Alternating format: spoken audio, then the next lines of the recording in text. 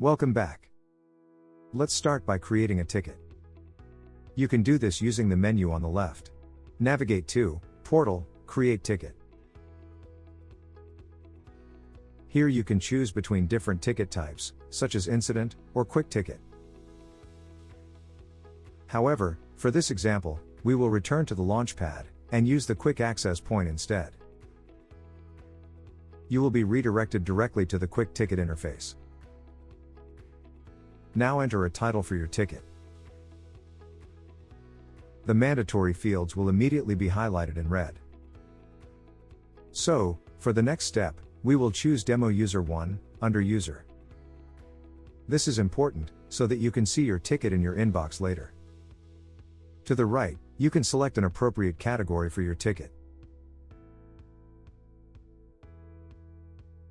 Finally, you can specify how many users are affected by the issue.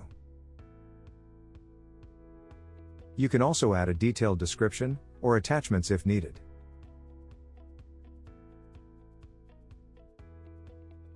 To submit your ticket, simply click the Save button in the upper right corner. Your ticket is now created.